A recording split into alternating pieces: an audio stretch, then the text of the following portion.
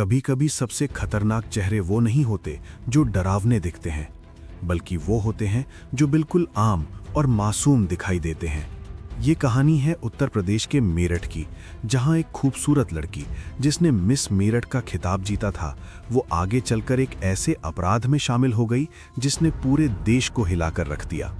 आज की ये कहानी है प्रियंका और अंजू की, दो ऐसी लड़कियां जिन्होंने मिलकर सिर्फ एक नहीं बल्कि दो हत्याएं की और आखिरकार दोनों को उम्र कैद की सजा सुनाई गई। मेरठ के प्रेम प्रयाग कॉलोनी में एक साधारण सा परिवार रहता था। परिवार के मुखिया थे प्रेमवीर सिंह, एक रिटायर्ड इंजीनियर। उनकी पत्नी संतोष देवी और उनके बच्चे, सब कुछ बिल्कुल सामान्य था। घर में खुशियां थीं और जल्द ही बेटे की शादी होने वाली थी। लेकिन 11 नवंबर 2008 की सुबह सब कुछ बदल गया।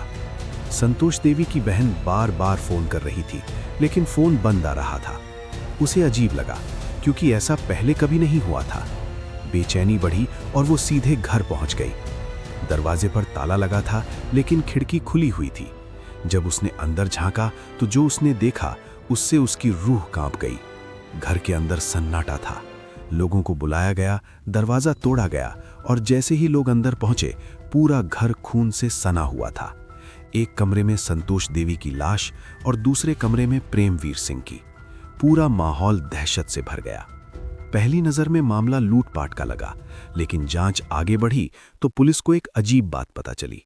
घर में एक कुत्ता था, लेकिन उसने भौंकने की कोशिश तक नहीं की, यानी हत्यारा कोई अजनबी नहीं था। जांच शुरू हुई और शक धीरे धीरे परिवार के अंदर ही जाने लगा। पुलिस को पता चला कि उनकी बेटी प्रियंका उस रात मेरठ में ही थी, लेकिन वो घर नहीं आई। यहीं से कहानी ने सबसे खतरनाक मोड़ लिया। प्रियंका एक पढ़ी लिखी खूबसूरत लड़की थी, जिसने फैशन की पढ़ाई की थी और मिस मेरठ का खिताब भी जीता था। लेकिन उसकी जिंदगी तब बदली जब वो हॉस्टल में अंजू से मिली।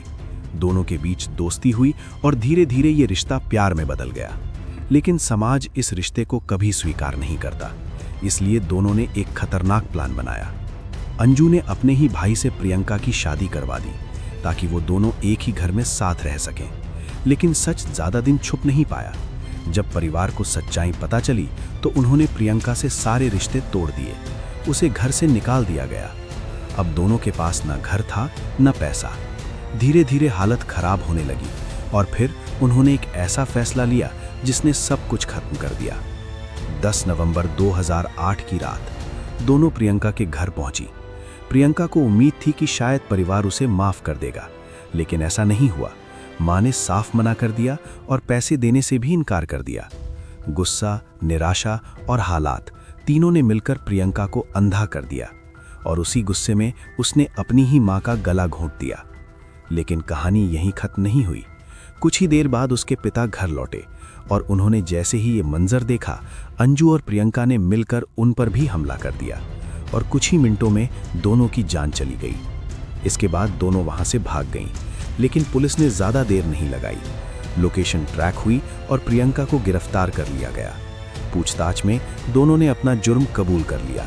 मामला अदालत में पहुंचा, लंबी सुनवाई चली और आखिरकार कोर्ट ने दोनों को दोषी ठहराया और उम्र कैद की सजा सुना दी। एक खूबसूरत लड़की जिसे लोग मिस मेरठ के नाम से जानते थे, वो बन गई एक डबल मर्डर केस की आरोपी।